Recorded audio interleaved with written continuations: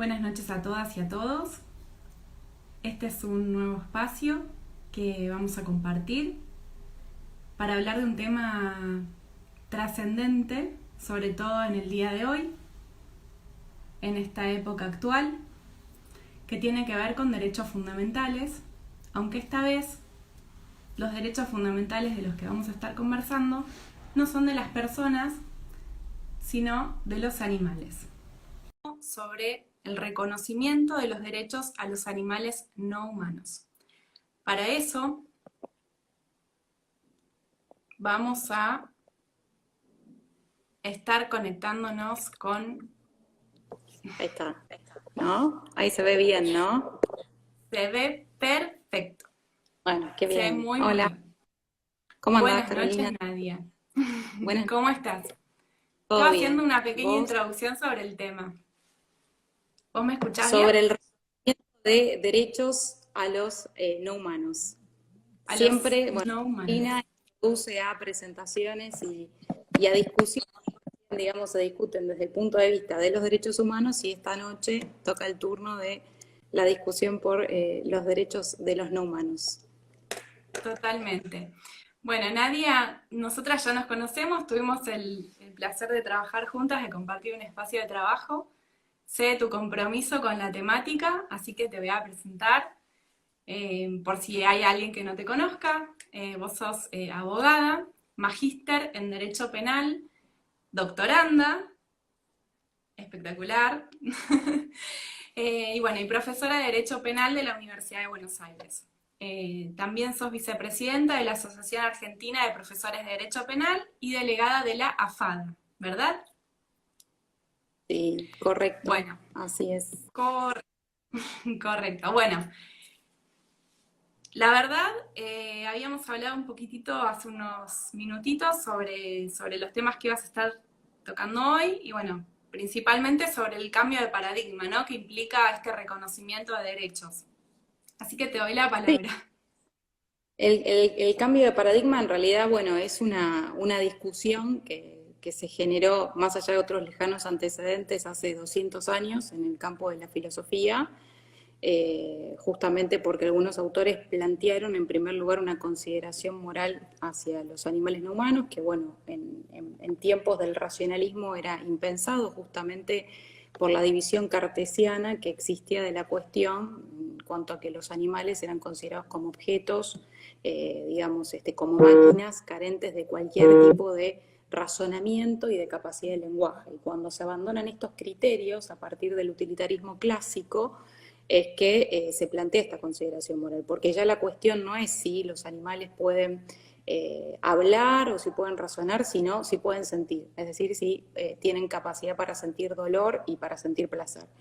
Y esta es la idea que originariamente hace 200 años nos introduce este campo que ha dado lugar obviamente a otros desarrollos, no solo desde el campo de la ética, que podríamos denominar como ética animal, porque marca una división entre ética humana versus ética humana versus ética animal, pero sino también, digamos, en otros campos, ¿no? En la sociología, en las ciencias políticas, en el campo jurídico, porque digo, todas estas discusiones también que se introducen hace 200 años después pasan al campo jurídico con una primera discusión que se da cuando surgen las primeras leyes de protección penal de los animales, que era quién es el titular del bien jurídico, que seguramente esto vamos a conversar más adelante, pero también después se generan otros en el campo de la dogmática penal que tienen que ver con otros posibles institutos y procedencias a partir de este cambio de paradigma.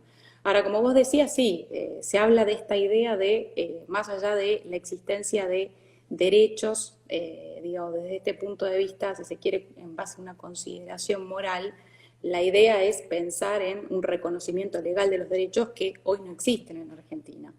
Esto no quiere decir que no existan instrumentos a nivel internacional que tengan algún tipo, digamos, de reconocimiento de derechos, pero no son vinculantes para los estados. ¿Pero de qué derechos hablamos? Bueno, pues también esa es otra de las preguntas. ¿De qué derechos estamos hablando? ¿Estamos hablando de todos los mismos Vamos derechos que a un tenemos? montón de preguntas No, te no vamos a estamos estar haciendo. de...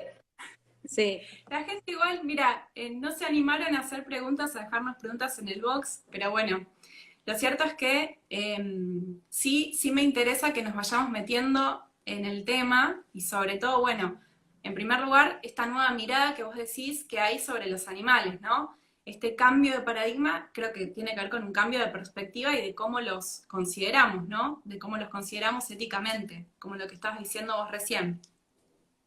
Sí, pero bueno, también digamos el cambio se empieza a dar también en el plano jurídico, digo, porque más allá de esta discusión acerca de la consideración moral, hoy también ya tenemos países que han cambiado la consideración de los animales como objeto dentro de sus propias legislaciones, en sus códigos civiles, y dejaron de ser objetos como los tenemos nosotros en Argentina, como cosas muebles y movientes, y pasaron a ser considerados como seres sintientes. Que Eso es lo esto, que en Argentina hoy, la legislación, digamos, jurídicamente, ¿cómo se consideran los animales? y como jurídicamente, desde el punto de vista legislativo, como cosas muebles y movientes, o sea, son objetos. Y también este reflejo lo vemos en el Código Penal en distintos artículos, cuando, por ejemplo, se habla de la tipificación del delito de daños, ¿no? Que se refiere también a un animal como objeto de un propietario que es titular de ese bien jurídico.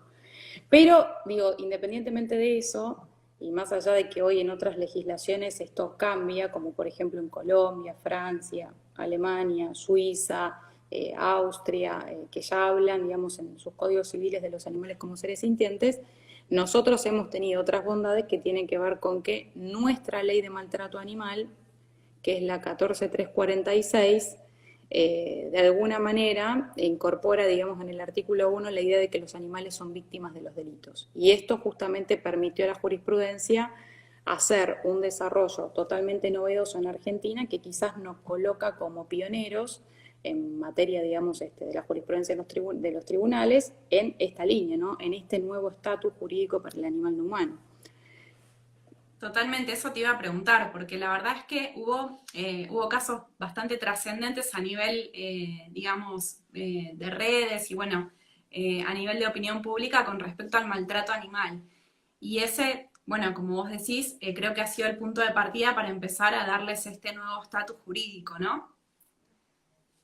Sí, claro, porque justamente la discusión está, digamos, en reconocerle ciertos derechos que tienen que ver con el derecho a la vida, a la libertad y a la integridad física y psíquica de los animales no humanos. Digo, no es que son todos los derechos exactamente iguales y esto es importante, digamos, de determinar y además, digamos, fundamentados desde justamente estas características que tienen los animales, ¿no? Como lo justificaba Tom Regan, ¿no? Bueno, los animales tienen, digamos, capacidad para sentir dolor y placer, pero también tienen memoria, tienen intuición, tienen conciencia, aunque esto se lo daba, decía, bueno, estas características las tienen los animales no humanos que son mamíferos superiores a un año. Y esto mismo también lo introduce de alguna manera la Declaración de Cambridge del año 2012, que dice, bueno, todos los animales no humanos tienen conciencia. Y esto es lo que permite tomar este tipo, digamos, de características, esa fundamentación de los animales no humanos como sujetos de derechos y titulares de ciertos derechos básicos. Y entonces en Argentina la discusión básicamente llega con este interrogante de la titularidad del bien jurídico en los delitos de maltrato o crueldad animal. ¿Por qué? Porque a partir de entonces, y hace ya más de 10 años en Argentina, en los tribunales se discute quién es ese titular del bien jurídico cuando un animal es maltratado, ¿no? Cruelmente. Porque históricamente se decía que es el humano, y ahora después, bueno, quizás surja en la charla el por qué. Entonces, desde hace más de 10 años en Argentina ya se dice que en verdad el titular del bien jurídico es el animal no humano, que el bien jurídico es el derecho que tiene el animal a no ser objeto de crueldad humana, y además se los considera personas no humanas. Y ahí, en este sentido, más allá de los tantos casos conocidos, están los casos más paradigmáticos, como son el de la orangutana Sandra y la chimpancé Cecilia, que tienen esta gran repercusión, que además, ya digamos desde algún punto de vista jurídico, implican más desafíos, también desde el punto de vista del derecho constitucional, si se quiere, porque, de alguna manera se habilita al habeas corpus como un mecanismo constitucionalmente válido que tradicionalmente ha estado destinado para asegurar la libertad y garantizar la libertad a los humanos para los animales no humanos. Que también es una discusión que no solo se da acá en Argentina, sino también en otros países, como fue recientemente en Colombia, donde la Corte Constitucional Nos discutió si dicho era posible. Nos habías dicho recién que la legislación colombiana avanzó con el tema jurídico de la protección de los animales. ¿Cómo fue eso? ¿Podés contarnos un poco? Sí, lo que pasa, lo que sucede en Colombia es que, bueno, Colombia todavía en su constitución, por un lado, bueno, no reconoce la naturaleza como sujeto de derecho, que sí lo hacen, por ejemplo, Ecuador y Bolivia, y todavía, digamos, al igual que nosotros, tiene, digamos, una protección constitucional, si se quiere, el patrimonio histórico de la humanidad. Y se discute mucho en Colombia cuál es el límite al momento de utilizar, si se quiere, a los animales. O sea, si estos derechos tienen que ser reconocidos o no, aunque la jurisprudencia de Colombia en los tribunales en muchos casos ya han reconocido, por ejemplo, que varios ríos son sujetos de derechos. ¿Para qué? Justamente para establecer un límite a la contaminación que se da respecto de esas aguas. Lo cual de alguna manera, digo, muestra cierta contradicción cuando este caso llega a la Corte Constitucional de Colombia en la última instancia, luego de que ya en Colombia encima se había cambiado el estatus jurídico de los animales en 2016, porque llega un caso en 2019 de un oso que estaba en un zoológico, el zoológico de Barranquilla, en donde lo que se denunciaba era que el animal estaba expuesto a temperaturas diferentes a las que normalmente y en su ámbito natural lo estaría, que estaba estresado por las circunstancias de ser expuesto como un objeto de diversión hacia la gente, que corría peligro su salud física y, digamos, su integridad psíquica también, y que eso de alguna manera reflejaba un maltrato. Y por eso se pedía un habeas corpus en favor del animal en cautiverio para garantizarle la libertad. Y bueno, la discusión ahí en la Corte Constitucional de Colombia dio lugar a una audiencia pública donde se convocaron expertos de distintas partes del mundo que participaron, pero Colombia entendió que los animales no humanos, en definitiva, la Corte dijo no son sujetos de derechos y por ende no corresponde que puedan valerse de este mecanismo constitucional que es el habeas corpus.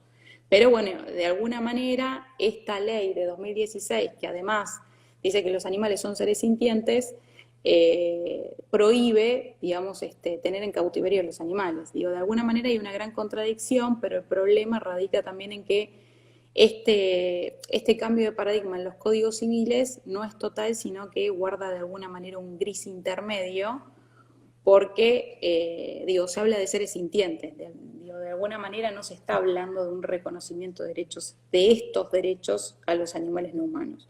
Entonces, bueno, es algún punto, este es el tema, digamos, que genera, digo, y acá sí en Argentina, que se están discutiendo reformar los códigos civiles o reformar nuestro código civil, digo, la discusión es la misma, digamos, ¿qué va a implicar que los animales sean seres sintientes, ¿no? Sí. Pero Acá bueno. están haciendo preguntas. ¿Estás abierta a contestar preguntas? Hay una que está muy Sí, buena. sí. Acá Esteban Ignacio Campos dice, doctora Nadia, si decimos que los animales son sujetos de derechos, la adoptabilidad de los mismos, ¿podría aplicarse normas de adopción al igual que los humanos?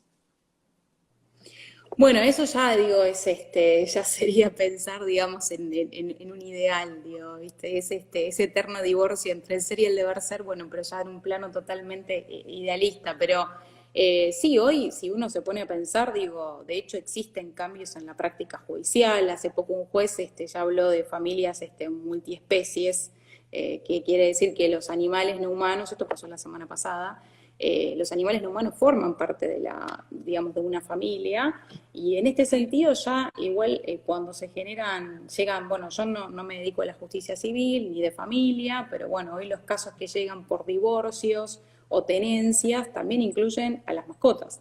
Y estos cambios se dan también por, digamos, el cambio de paradigma que hay respecto de los animales. No sé a ver, si uno puede pensar en esto, un registro de adopción y estas cosas, pero de alguna manera existe por parte, digamos, La práctica, de las... claro, en la Claro, en la práctica, práctica, cuando dan en adopción, hacen todo como un seguimiento. Tengo entendido que completas una ficha, tenés que asegurar digamos, el bienestar del animal. que lo puedas alimentar, que puedas ocuparte, bueno, en el caso, qué sé yo, se me ocurre ahora de los gatitos y las gatitas. Tengan protección en sus balcones para que no salten, digo, de alguna. Sí, Esa práctica existe, pero bueno, digo, después no hay no sé, digo, hasta cuándo, digamos, se extiende el seguimiento. Y lo cierto también es que todo el tema de las mascotas se discute también desde el punto de vista de las distintas posiciones de la ética animal, porque hay quienes ya postulan también el abolicionismo animal que está relacionado, digamos, con el veganismo y esta idea de alguna manera de abolir cualquier tipo de relación entre el humano y el animal no humano. Es decir, no existiría ninguna justificación ética para utilizar o usar o emplear un animal, y de alguna manera lo que postulan es que, bueno, que no se críen más animales domésticos, o sea, que cuidemos hasta la última mascota doméstica que tengamos, pero que después, animal doméstico que tengamos, pero que después no los reproduzcamos más. Bueno, este es el extremo, digo que bueno, también requiere, digo, si esto se llegase a dar, digamos, de una gran adaptación cultural, porque en definitiva, digamos, también todo es un cambio cultural, desde la alimentación hasta la vestimenta, y un montón de cosas que, digo, de a poco ya vamos cambiando y los vamos incorporando, consciente o inconscientemente. Pero bueno, digo, este es el ideal, digo, de alguna manera. Después hay posturas intermedias que, digo, discuten más que nada todas estas cuestiones que estamos hoy trayendo, como estas ideas de garantizar derechos de libertad y derechos a la vida o a la integridad física y psíquica. totalmente. Y aparte no hay que perder de vista que siempre el derecho viene a regular cuestiones que se dan en lo social también, como repercusión de lo social. Siempre el derecho viene a regular situaciones que ya se están dando en la sociedad, cambios de miradas, cambios de percepción de las cosas y bueno, en este caso de los animales. Mira, acá también están haciendo otra pregunta que tiene que ver con el Código Civil. No sé si vos llegas a leer, si no yo te la voy leyendo. Sí, Que más te preguntan penal en el... si vos No, léela si considerás quieres vos. si vos considerás bueno, que la regulación del Código Civil, que los considera cosas, si eso es un obstáculo que hay que reformar en temas penales con respecto, supongo, a la protección de los animales. No, mira, la verdad que no es necesario, porque justamente lo que venía marcando yo es esto, que toda esta evolución que ha tenido en nuestro país la jurisprudencia de nuestros tribunales ha sido con este obstáculo de la legislación civil. Es decir, nuestra ley civil sigue diciendo que los animales son cosas, son objetos, y eso no fue obstáculo, pero ¿por qué? Porque en Argentina la ley de maltrato animal, que es la 14.346, introduce en el artículo primero que las víctimas de esos delitos son los animales no humanos. Al introducir esta palabra, la idea de víctima, dentro de esa misma ley, de alguna manera esto permitió a los académicos y las académicas y también a los tribunales poder interpretar a partir de ahí que la verdadera persona no humana afectada por esos delitos es el animal no humano. Y eso fue lo que dijo, bueno, en realidad, entonces, ¿cuál es el bien jurídico en los delitos de maltrato o crueldad animal? Y bueno, es el derecho que tiene el animal. Y al decir que el animal tiene un derecho, bueno, es sujeto de derecho, tiene derecho a no ser objeto de crueldad humana. ¿Y por qué digo esto? Porque históricamente, y esto en todo el mundo, con las primeras leyes de protección penal de los animales no humanos, siempre se hablaba de que el bien jurídico era otro, digamos, que el titular del bien jurídico era otro. Si nos ponemos a pensar en la primera idea de bien jurídico en torno a estos delitos, correspondiente a una visión totalmente antropocéntrica, se decía que el bien jurídico, por ejemplo, eran la moral y las buenas costumbres, ¿no? Esto arraigado, por un lado, a los sentimientos de amor, compasión digamos, y piedad de los humanos hacia los animales no humanos, o también en la necesidad de promover la educación civil para evitar que se fomenten actos, digamos, de crueldad, digamos, de los humanos hacia los otros humanos, ¿no? Pero en verdad, digo, no importaban los sentimientos o el sufrimiento del animal no humano, sino verdaderamente lo que era importante era que el hombre o la mujer, el humano, se viera afligido, ¿no?, por ver sufrir al animal.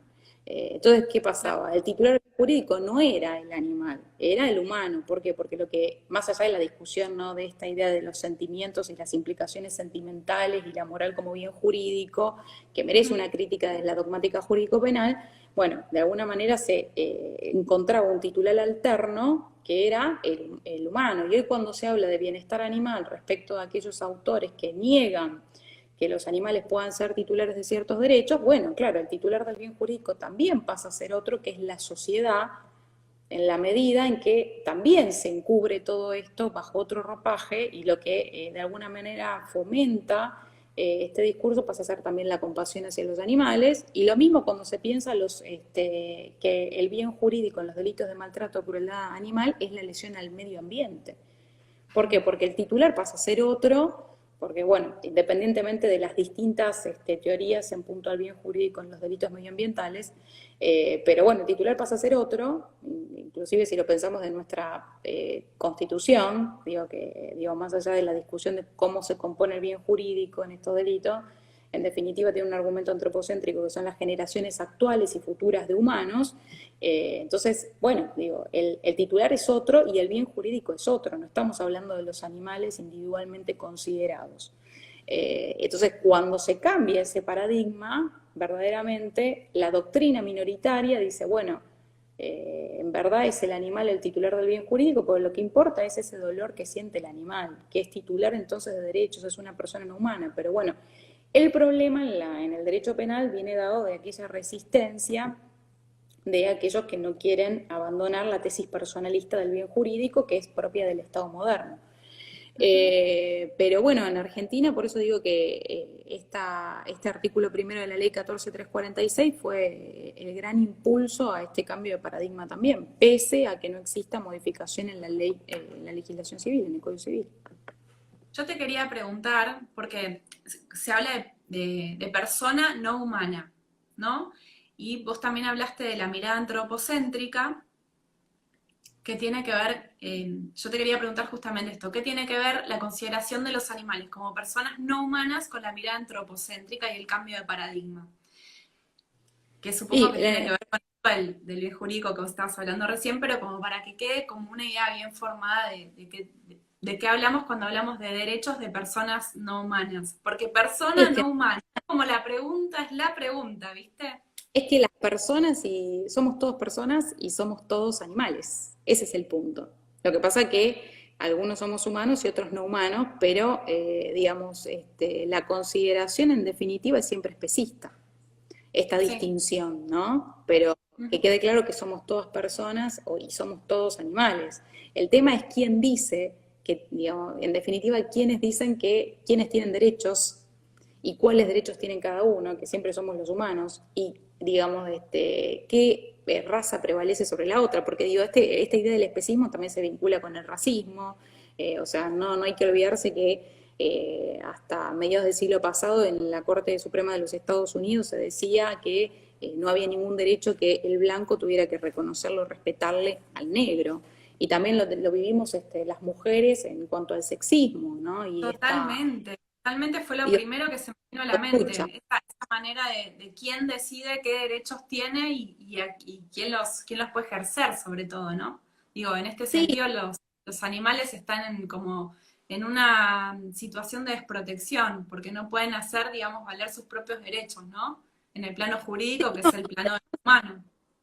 sí, y además hay algo particular con los animales no humanos que durante la Edad Media y durante muchísimo tiempo los animales eran juzgados penalmente, o sea, había procesos penales contra los animales no humanos, incluso tenían abogados y se garantizaban sus derechos, y la respuesta, digamos, si se quiere punitiva, era, qué sé yo, la ejecución y la pena de muerte y digamos, la directa ejecución del animal no humano. Hay sentencias, por ejemplo, que están transcriptas en un libro y que, bueno, si uno las ve, por ejemplo, se condenaba una cerda en 1400, no sé si 91, 51, ya no me acuerdo, porque había mordido o se había comido un nene chiquito de 2 años, ¿no? Y entonces el proceso era seguido contra la cerda y sus cerditos como cómplices secundarios. Entonces, Me muero, después, bueno, ¿es real? ¿qué? ¿Eso es real? Sí, real, real. No, por eso digo, Eso es en tu libro también. el por qué, digamos, te estoy diciendo esto, pues tiene que ver con que en ese momento de alguna manera se utilizaban los animales como chivos expiatorios frente a las responsabilidades de los humanos, ¿no? Es decir, digamos, frente a aquella madre negligente o padre negligente que había dejado al nene, digamos, con el animal no humano o la nena, y entonces se condenaba a la cerda y se le ejecutaba a la cerda. Los chanchitos en este caso ya habían sido absueltos porque no había la prueba suficiente, así literal. Y lo mismo pasaba con las plagas, ¿no? Las plagas eran expulsadas también mediante un proceso. ¿Por qué? Porque se trataba de evitar que la responsabilidad cayera sobre, digamos, soberano de alguna manera, ¿no? Entonces ahí se desligaban de la responsabilidad, porque la pérdida también de cultivos, de alguna manera, podía... Entonces se usaban como chivo expiatorio. Entonces podemos decir que hasta el siglo XVIII inclusive los animales de alguna manera tenían algún tipo de dignidad, algún tipo de responsabilidad, pero claro, cuando ya empezamos a hablar de los derechos de los humanos, digamos, la manera, digamos, del surgimiento del Estado moderno, digo, si nosotros tuvimos derechos subjetivos, de alguna manera implicó ya una ruptura con la idea de cualquier tipo de reconocimiento de los animales no humanos porque generaba contradicción. Y a partir de ahí se dejó de penar a los animales no humanos porque, bueno, por esto mismo, porque generaba una idea, una contradicción. Pero bueno, claro, tengamos en cuenta esto, porque digo, en algún momento de alguna manera se les reconoció hasta una responsabilidad penal que hoy es imposible de pensar, digo, porque digo, reconocerle ciertos derechos a los animales no humanos no implica asignarles obligaciones porque no tienen la misma capacidad, digo, es como un niño recién nacido, ¿no? O sea, estamos hablando de, digo, no se pueden responsabilizar, incluso no pueden responder penalmente. Por eso hablabas también de la limitación, perdón, por eso también hablabas de la limitación de los derechos que se les reconoce, ¿no? El derecho a la vida, a la integridad. ¿Y qué otros derechos se les reconocen en las legislaciones, Nadia?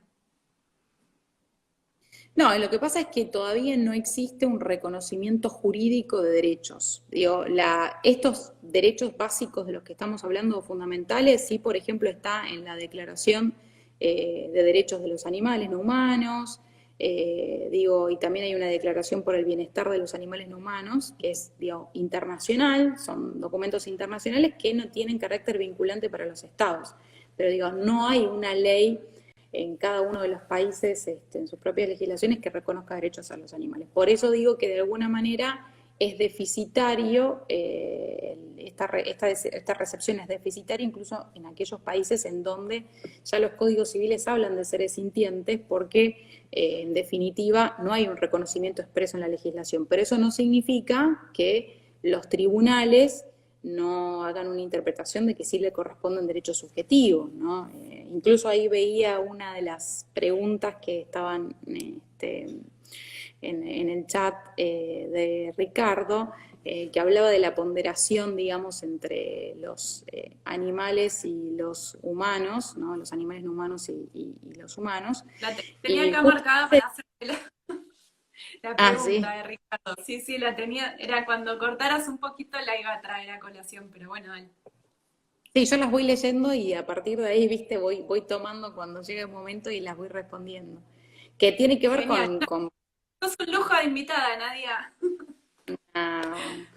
Que tiene que ver con la legítima defensa de los animales no humanos. Así como hablamos hoy de la titularidad del bien jurídico en los delitos de maltrato o crueldad animal, hoy ya se discute, por ejemplo, en Alemania, si también procede la legítima defensa de los animales no humanos. Y esto también, digo, en el campo de la dogmática jurídico-penal, es un cambio, digo, que se introduce a partir del cambio del estatus jurídico del animal no humano. ¿Por qué? Porque en Alemania este caso se discutió a partir de un caso en donde activistas de una ONG de animal, activistas animalistas, ingresaron a una granja industrial con más de 62.000 animales, en su mayoría eran cerdos y cerdas, que, bueno, habían detectado que tenían algunos temas vinculados a infracciones de la Ley de Bienestar Animal y de la ordenanza de cría de animales de granja.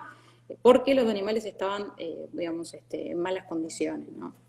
Entonces ingresaron para hacer algunas filmaciones de esas condiciones en las que estaban siendo explotados los animales no humanos, y además de detectar esas infracciones, fueron denunciados, ¿no? Fueron denunciados porque habían, digamos, de alguna manera violado la morada ajena, que para nosotros sería la violación de domicilio.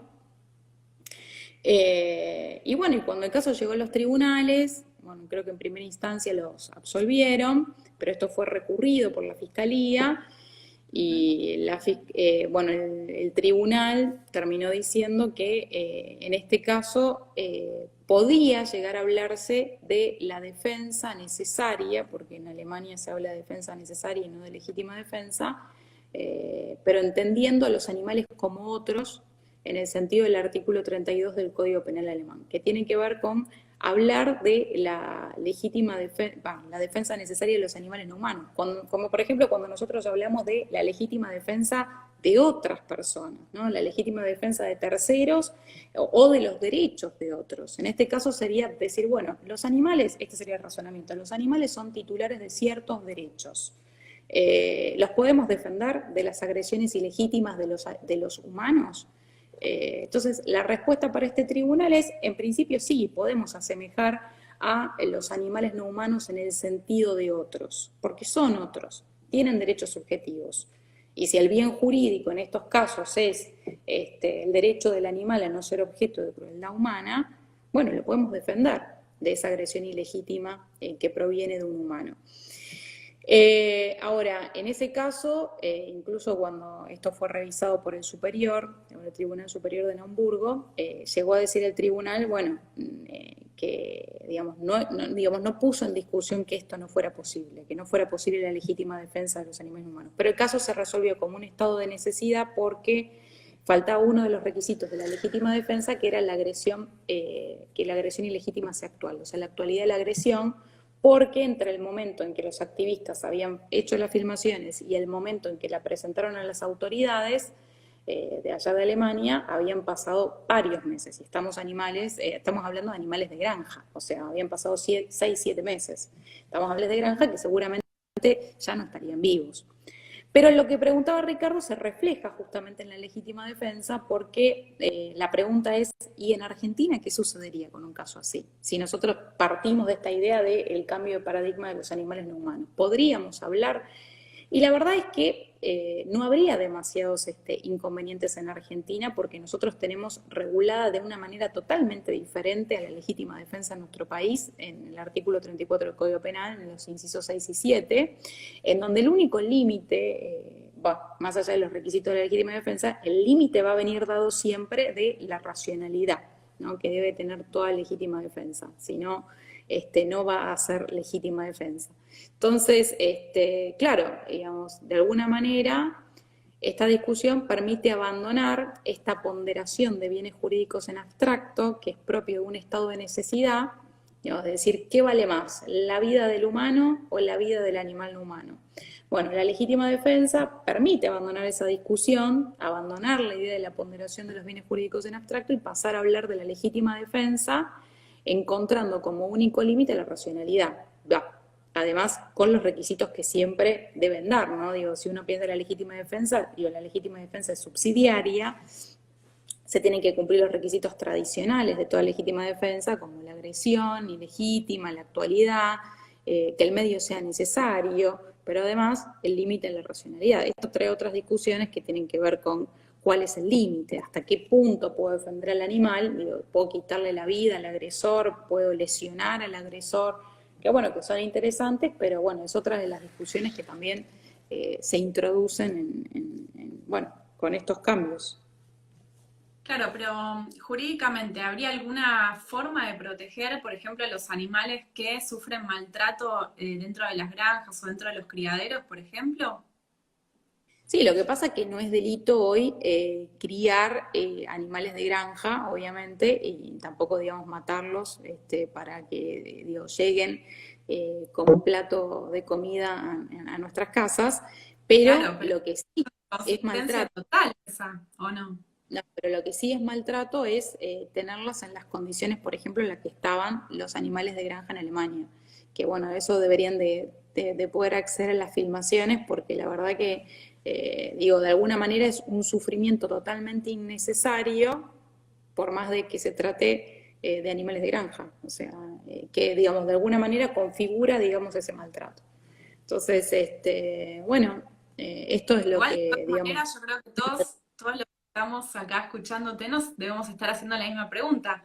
¿Por qué un animal que es de granja tiene menos derechos que uno que no lo es, ¿no? Por ejemplo. no, por eso, es que ese es el punto, digamos, es una cuestión de un cambio cultural, y esto es algo por lo que abogan justamente los abolicionistas animales, los veganos, con toda razón, porque en realidad, digo, tampoco debería distinguirse entre especies de animales. Digamos, por acá Bueno, había otra pregunta, dice, la de Esteban, Esteban. cuando se habla de animales, ¿a qué tipo de especie se refiere? Bueno, pues claro, tenemos la fauna urbana y la fauna silvestre. Y nosotros por lo general estamos más familiarizados con la fauna urbana, que vendrían a ser los perros, los gatos, porque claro, son los animales que nosotros domesticamos. Entonces estamos Ujú. muchísimo más familiarizados, pero animales somos todos, digo, también los silvestres, también digamos los animales de granja, o sea, domésticos y domesticados, quiero decir, pero son todos. Entonces, de alguna manera, digo, el cambio es cultural también, porque, bueno, tiene que ver también con dejar de comer carne, con dejar de vestirse con ropa que tenga de alguna manera confección con algún material, también, digamos que, un derivado de la piel de los animales, el cuero, No, ¿no? incluso los animales que se usan para testeos en laboratorios, para cosmética también, ¿no? O sea, es como que implica un montón de cosas este cambio de paradigma. Y yo te El quería uso de preguntar, explotación animal, sí. te quería preguntar también con respecto a los animales silvestres que vos decías recién y la relación con, por ejemplo, el derecho que nosotros tenemos a un ambiente sano que establece la Constitución Nacional. ¿Qué relación podemos hacer entre esta protección a los animales y al ambiente? Eh, con respecto a lo jurídico y bueno, ¿qué consideraciones podés comentarnos con respecto a esto? Mira, sí, digo, de alguna manera tanto la Constitución argentina como la Ciudad Autónoma de Buenos Aires refieren a la protección del ambiente y a la protección, digamos, de los animales, ¿no? Incluso expresamente lo hace la Ciudad Autónoma de Buenos Aires, que habla de la fauna, pero el punto es que en nuestro caso esa protección constitucional que se da al medio ambiente sigue siendo antropocéntrica porque no es al estilo de otras constituciones, o sea, porque en definitiva lo que importa es la generación actual y la futura de los humanos. Incluso fíjate que en Argentina hoy no hablamos de delitos contra el medio ambiente, sino que los delitos contra el medio ambiente son delitos contra la salud pública, contra, digo, otros bienes jurídicos totalmente distintos, porque en definitiva es una visión antropocéntrica, digo, el fundamento último. Pero bueno, en otras constituciones hoy ya se habla de la naturaleza como sujeto de derecho, que esto sucede, por ejemplo, en Bolivia y Ecuador, como ya anticipaba, en donde ya Ujú. se plantea una protección autónoma de la naturaleza. Que esto obviamente trae cambios también, fundamentando, digamos, a la naturaleza, digamos, como que tiene un valor inherente que le es propio. Y bueno, en Argentina, digamos, la fauna silvestre tiene protección también en el medio ambiente, pero Ujú. cuando se plantea esta discusión en torno a los delitos de maltrato cruel animal, no hay que perder de vista que los animales de la fauna silvestre también están incluidos en los delitos de maltrato cruel animal, salvo algunas distinciones muy específicas que surgen de la ley 14346, están incluidos y esto quiere decir que pueden ser víctimas también del maltrato animal, no es que no lo pueden ser. Y la diferencia con el medio ambiente, cuando hablamos del medio ambiente como bien jurídico, va a venir dada en que una cosa es el maltrato animal que tiene que ser visto como una conducta individualmente considerada, ¿no? que digamos recae sobre un animal, un maltrato, una crueldad, y otra cosa es la lesión al medio ambiente cuando se pone en juego, qué sé yo, no sé, la continuidad, por ejemplo, de una especie animal, ¿no?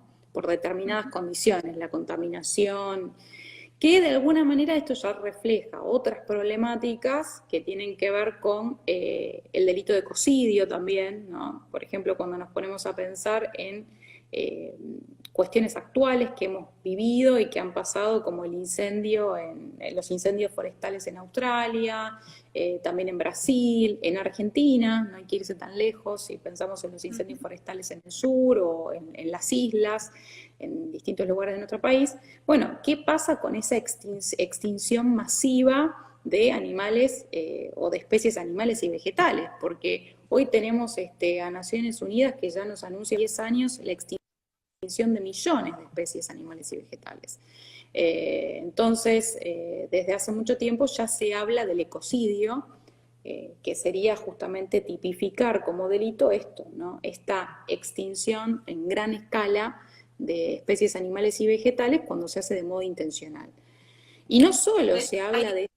limitaciones, hay limitaciones a ciertas prácticas deportivas, por ejemplo la pesca o la caza, ¿no? Digo, hay como un gris, bueno, supongo que es este gris del que vos hablabas al principio de la charla, me estás haciendo así, que es que no. Digo, hay un montón de actividades que hoy siguen también garantizadas por las mismas constituciones que tienen que ver, por ejemplo, en las corridas de toros en otros países, ¿no? Qué sé yo, en Colombia, en España, y también pasa lo mismo nosotros con las jineteadas de Jesús María, etcétera. ¿Por qué? Porque la discusión está en que obviamente para nosotros eso, si uno lo ve y dice, esto es maltrato, me es reprobable, pero el problema es el patrimonio histórico, digamos, de una sociedad, que está garantizado, o sea, digamos, desde el punto de vista constitucional. Entonces, Claro. digamos, digo, si no hay una reforma, digamos, de las constituciones, digo, hay países donde se hacen ritos también con los animales. Y esto de alguna manera queda, digamos, Legalmente, comprendido. en otros se hacen, seguramente se hacen rituales, pero ilegales, ¿no? Claro, sí, total. Pero bueno, hay países que inclusive esto lo contemplan. Y bueno, pero lo que quería decirte del ecocidio era que incluso se lo quiere tipificar como, la pretensión es tipificarlo como un delito con competencia dentro del Estatuto de Roma, como otro de los delitos por los cuales tendría competencia la Corte Penal Internacional. Tendría como Eh, una analogía a los de lesa humanidad, pero tendría que ver con justamente la naturaleza y el medio ambiente, ¿no? Sería esa la línea sí, que le quieren. exactamente, pero seguiría siendo un delito contra los humanos, porque digamos, el fundamento también es decir, en alguna medida, bueno, es nuestro Preservar ambiente. el ambiente de los humanos, digamos, y el acceso a especies de los humanos. Y vos que estás tan involucrada con los derechos humanos, que hiciste el doctorado, sos doctora en derechos humanos, la Corte Interamericana hace poco, hace 3, 4 años, sacó una opinión consultiva sobre medio ambiente y dijo, bueno, el derecho al medio ambiente es autónomo y te diría que casi es un derecho fundamental, esto lo estoy diciendo en mis palabras obviamente, es el primero de los derechos porque si no está el medio ambiente sano, no hay derecho a la vida, no hay derecho a otros derechos. Entonces, Totalmente, bueno, ese es totalmente.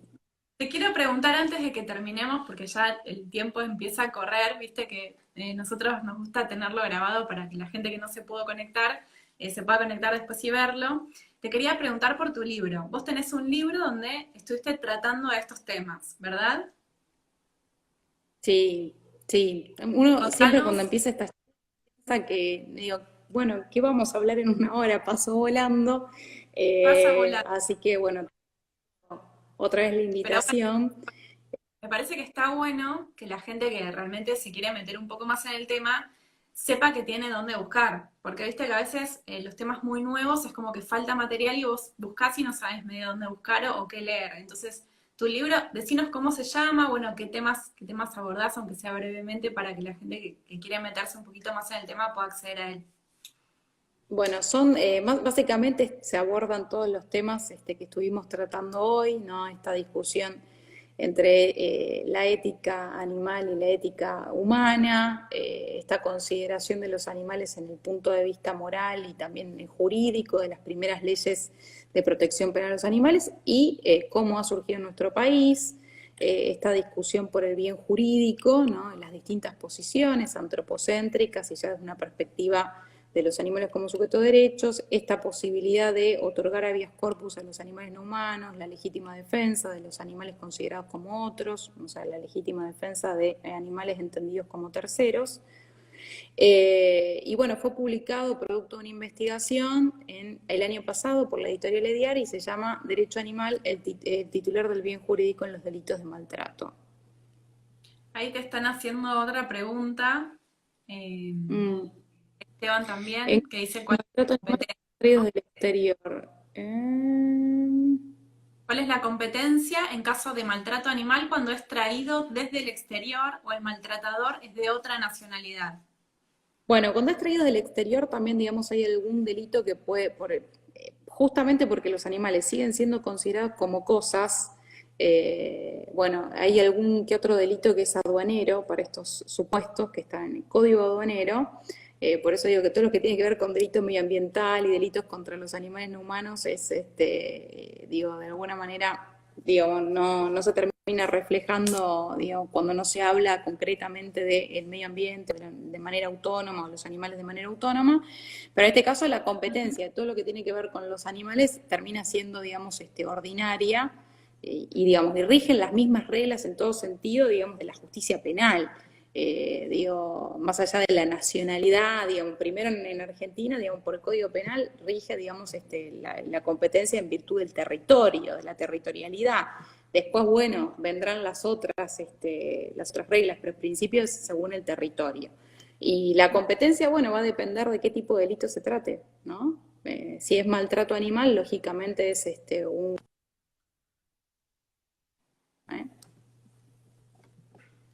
Ok.